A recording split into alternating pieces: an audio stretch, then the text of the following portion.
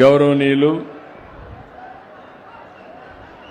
జిల్లా ఇన్ఛార్జి మంత్రిగా ఉన్నటువంటి పయ్యావుల కేశవ్ గారు, సహచర మంత్రివర్గ సభ్యులు రెవెన్యూ శాఖ మంత్రి అనగాని సత్యప్రసాద్ గారు, సహచర మంత్రివర్గ సభ్యులు బీసీ జనార్దన్ రెడ్డి గారు, స్థానిక శాసనసభ్యులు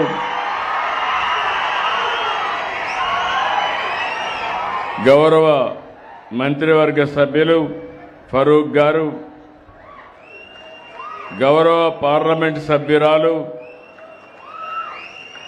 శ్రీమతి బైరెడ్డి శబరి గారు, CCLA special chief secretary Jayalakshmi గారు, కలెక్టర్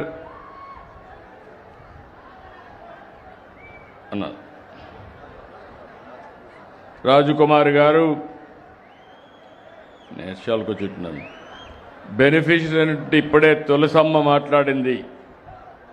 ఎంత స్పష్టంగా చెప్పిందంటే ప్రాసెస్ గురించి చాలా బాగా చెప్పింది తులసమ్మ గారు.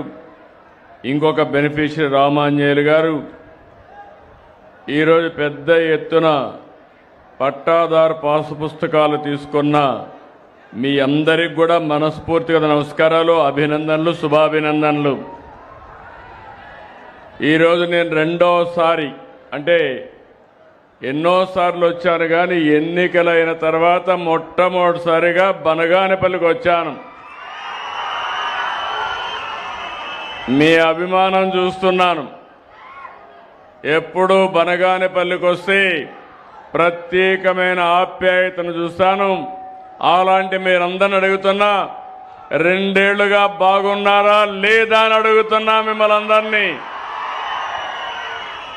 బాగున్నామంటే గట్టిగా చప్పట్లు కూడా చెప్పండి. మార్పు వచ్చిందా లేదా? ఎన్నికల్లో మేము ఒక మాట చెప్పాం. ఆ రోజు కూడా నేను కానీ జనసేన అధినేత పవన్ కళ్యాణ్ గారు, ప్రధానమంత్రి నరేంద్ర మోడీ గారు ముగ్గురు కలిసి మేము ఎన్డీఏ ఏర్పాటు చేసినప్పుడు ఒక మాట చెప్పాం. రాష్ట్రం విధ్వంసం అయింది, పునర్నిర్మాణం చేయాలి, పూర్వ వైభవం రావాలి, తప్పకుండా చేస్తామని చెప్పాం. ఆ రోజు ఒక మాట చెప్పాను. ఒకటి అభివృద్ధి, మెరుగైన సంక్షేమం, ఇబ్బందులు లేని సుపరిపాలన ఇస్తానని చెప్పాం. ఈ 2 ఏళ్లలో ఇది జరుగుతా ఉందా లేదా అని మిమ్మల్ని అందరినీ అడుగుతున్నాను మళ్ళీ ఒకసారి. అయితే మీరందరూ కూడా ఒక విషయం గుర్తుపెట్టుకోవాల్సిన అవసరం ఉంది. కొన్ని సమస్యలు వారసత్వంగా వస్తాయి, కొన్ని సమస్యలు కొంతమంది వ్యక్తులు సృష్టిస్తారు. ఈరోజు ఇక్కడ చూస్తే మిమ్మల్ని అందరినీ క్షోభ పెట్టిన పెద్ద సమస్య భూ సమస్య. గత పాలకుల యొక్క పాపాలు ప్రజల పాలిట శాసాలుగా మారిపోయినాయి, ఒక శాపాలుగా మారిపోయే పరిస్థితికి వచ్చింది. లక్షల కుటుంబాలు ఈ అరాచకానికి దెబ్బతిన్నారు. నేను ఎన్నికలప్పుడు తిరిగినప్పుడు నేను చూశాను మిమ్మల్ని అందరినీ. కొత్తగా ఆ రోజు కొత్త పుస్తకం తీసుకొచ్చారు, ఒక చట్టాన్ని.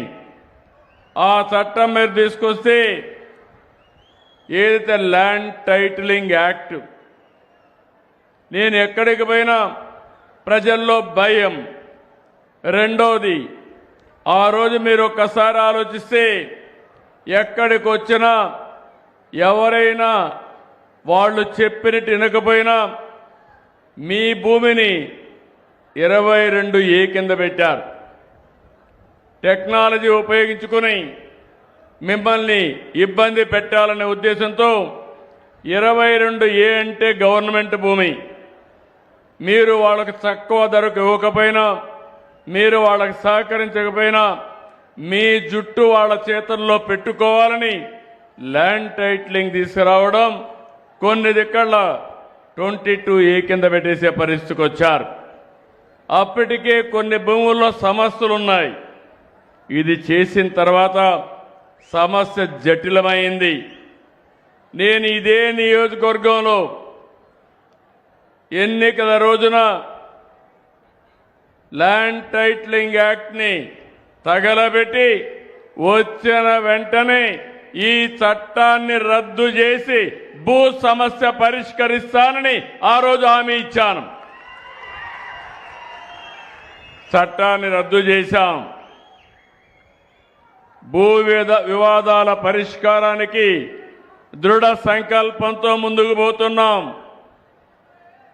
నాకు మొట్టమొదటిసారిగా 95లోనే 94లో నేను రెవెన్యూ మంత్రిని, ఫైనాన్స్ మినిస్టర్గా అయ్యాను. అప్పుడే స్టడీ చేశాను. ఆ రోజు సమైక్య ఆంధ్రప్రదేశ్లో తెలంగాణలో కొన్ని సమస్యలు ఎక్కువ ఉండేటివి. దానికి కారణం నిజాం పాలనలో ఎప్పుడు కూడా భూములన్నీ అనేక మందికి ఇచ్చేవాళ్ళు. ఇక్కడ బ్రిటిష్ వాళ్ళ పరిపాలన అప్పుడే పగడ్బందీ అయినటువంటి ల్యాండ్ రిఫార్మ్ యాక్ట్ కూడా పెట్టుకొని చేశారు. మనం అందరూ కొంతమంది పెద్దవాళ్ళకి ఉండేవాళ్ళకి ఐడియా ఉంటుంది. ఆ రోజు జమాబందీ చేసేవాళ్ళు. సంవత్సరానికి ఒక్కసారి జమాబందీ చేసి మీ ఆస్తి మీదని మన లెక్కలు రాసేవాళ్ళు. దానికి పన్ను కూడా కట్టేవాళ్ళు.